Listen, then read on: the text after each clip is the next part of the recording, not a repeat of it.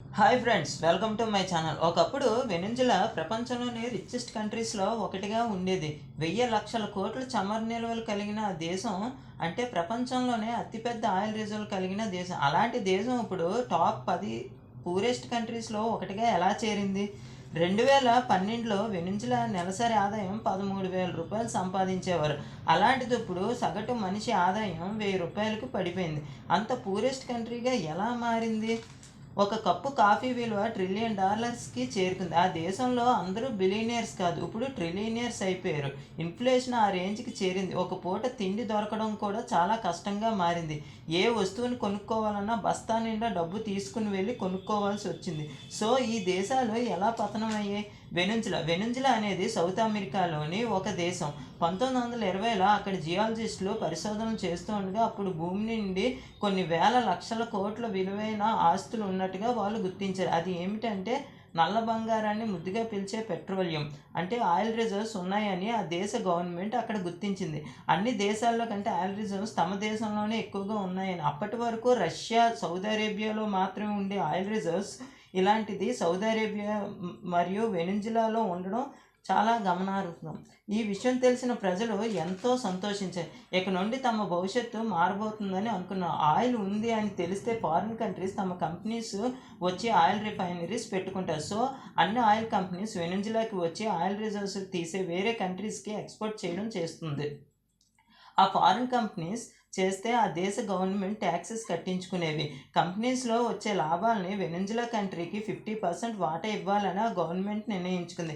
ఆ కంపెనీ నుండి వచ్చే ట్యాక్సెస్తో దేశానికి కావాల్సిన ఇన్ఫ్రాస్ట్రక్చర్ని కన్స్ట్రక్షన్ చేయడం మొదలుపెట్టారు.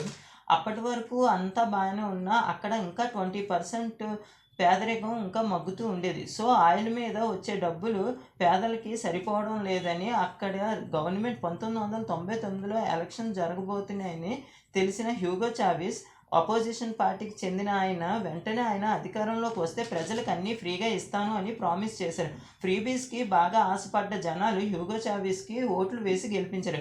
హ్యూగో చావిస్ ప్రెసిడెంట్ అయ్యాక ఇచ్చిన మాట కోసం ప్రజలకి అన్నీ ఫ్రీగా ఇచ్చారు. తిండి నుండి వేసుకునే బట్టల వరకు అన్నీ ఫ్రీగా ఇచ్చారు. Free education, free homes, free food, free health, free petrol, free electricity, ఫ్రీగా వాటర్. దానివల్ల పేదరికం ఇంకా బాగా తగ్గిపోయింది. ఈ సంక్షేమ పథకాల కోసం ఆయిల్ మీద వచ్చే డబ్బులన్నీ ఖర్చు పెట్టారు. దానివల్ల చావిస్ పాపులారిటీ బాగా పెరిగింది. ఎంతలా అంటే ఆయన పేరు చెప్తే కోసుకునేంతలా ఫ్యాన్ ఫాలోయింగ్ పెరిగింది.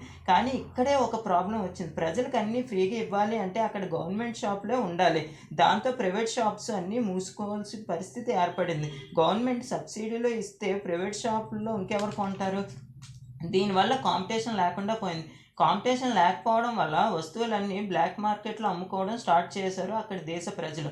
గవర్నమెంట్ షాప్స్ అంటే అలానే ఉంటాయి కదా. ఇంతకు ముందు వ్యవసాయం చేసే ప్రజలు ఇప్పుడు చేయడం మానేశారు. ఎందుకంటే సంవత్సరానికి తమ గవర్నమెంట్ ఫ్రీగా డబ్బులు ఇస్తుంది కనుక. ఉదాహరణకి ప్రతి సంవత్సరం ₹1,00,000 వ్యవసాయం మీద వస్తే అదే గవర్నమెంట్ ₹1,00,000 ఫ్రీగా ఇస్తే ఎవరు మాత్రం ఇంకా వ్యవసాయం చేస్తారు? ఇప్పుడు వెనిజులా ప్రజలు తినే తిండి నుంచి నడిపే కార్ల వరకు అన్నీ వేరే కంట్రీస్ నుండి ఎక్స్పోర్ట్ చేసుకుని వచ్చేవి. ఎందుకంటే ఆ గవర్నమెంట్ ఆయిల్ మీద బాగా డబ్బులు వస్తున్నాయి కాబట్టి.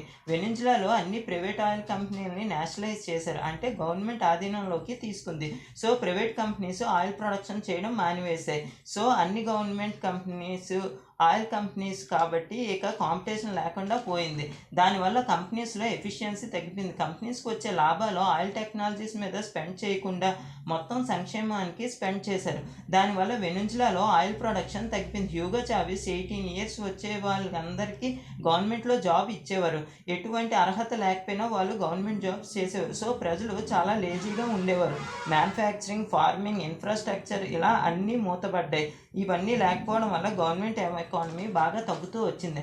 అయినా హ్యూగో చావిస్ అటువంటి ఎకానమిక్ కంట్రోల్ని చేయలేపారు. 2013లో హ్యూగో చావిస్ చనిపోయారు. అప్పుడు వచ్చిన నికోలస్ మాడులో అనే ఆయన అధికారంలోకి వచ్చారు. ఈయన కూడా చావిస్ చేసే తప్పులే చేశారు. సంక్షేమ పథకాన్ని కొనసాగించారు. కానీ 2014లో వెనిజులాకి పెద్ద షాక్ తగిలింది. అప్పటి వరకు $100 ఉన్న బ్యారెల్ ఒక సడన్గా $60కి పడిపోయింది.